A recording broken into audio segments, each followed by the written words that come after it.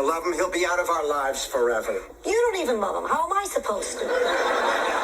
I'll give you $1,000. Sonny boy. That's enough for both of you. This isn't the way it's supposed to be. If it isn't real, what does it mean? Let's just forget it. What, you surprised? I'm supposed to love you?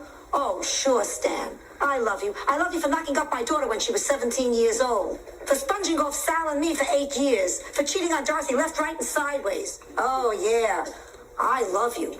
Sophia, listen, I know I always haven't been the best son-in-law, but I've got other memories, good memories. The four of us watching TV on that ugly green sofa sailboard from his boss. Summer weekends on the Jersey Shore. It hasn't been all bad. Dorothy, help me out here. Dorothy? I'm thinking. I did the best I could. I suppose you did. Can't you find it any place in your heart to forgive me? Any place in your heart when you love me? Have you loved me ever? There was that one morning at St. Francis Hospital. You and me peeking through the maternity window the first time they wheeled Dorothy and little Michael out. There was a whole happy future in your smile. I suppose I did. Suppose I do. I do love you, Stan. I love you, Ma. Ah, this is great. But I want you to understand, this is just the first step. Doctor, you are a genius. I feel great. Let's go to dinner and celebrate. How does Chinese food sound? I love Chinese food. Why not? A celebratory dinner to bury the hatchet. Who invited you? Jean has the hots for Rose. I don't believe it. I do not believe it. I was pretty surprised myself. Well, I'll bet. To think Jean would prefer Rose over me? That's ridiculous. And over there staring at me. He's undressing me with his eyes. Do you want to move to another table? Not yet. He's only half done. Blanche, she's in there. Really, Columbo? I'm not pregnant. It's worse. It's menopause. It's nothing. Look at it this way. You don't get cramps once a month. You don't go on eating binges once a month. You don't get crazy once a month. You just grow a beard. I never grew a beard. You never grew brains either.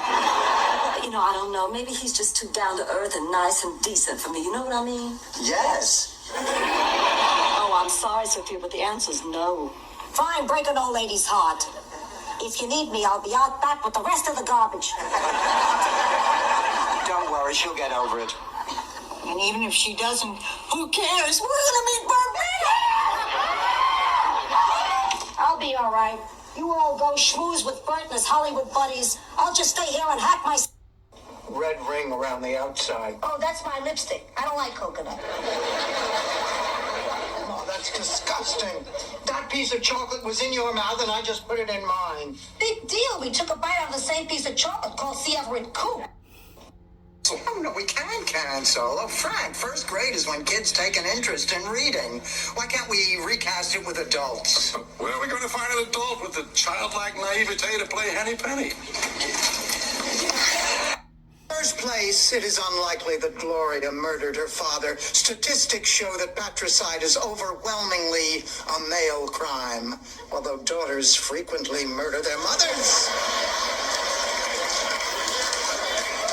If Gloria had killed her father, would she then have tried to conceal the weapon in her purse? Ladies and gentlemen, I think not. A gun was obviously planted in her purse to pin the murder on her. I've got it. A maitre d' is some kind of waiter.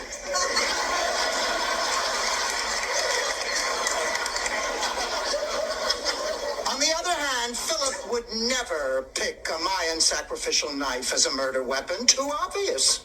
But it would be no problem for his sister to sneak the weapon out of his collection.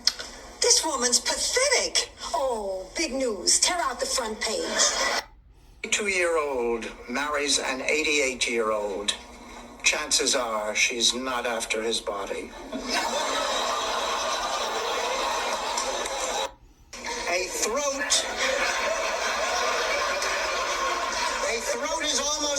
always cut from behind. Not part of the show, people, not part of the show. Being right-handed, I would slash from left to right. But from the fact that the murder weapon was dropped to the left of the victim, we can deduce that the murderer is left-handed. Notice that Gloria, like most left-handed people, wears her wristwatch on her right wrist. I think it is painfully clear that Philip and Gloria both planned murders and each meant to pin it on the other. They knew that the lights would be turned off when the cake appeared because that happens every year. Coincidence? Ha! Siblings often think alike. You've given us a who, a how, and a ha.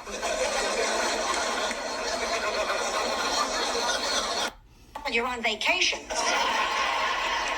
I've waited my whole life to ride Space Mountain. Nothing, you hear me? Nothing is gonna stop me.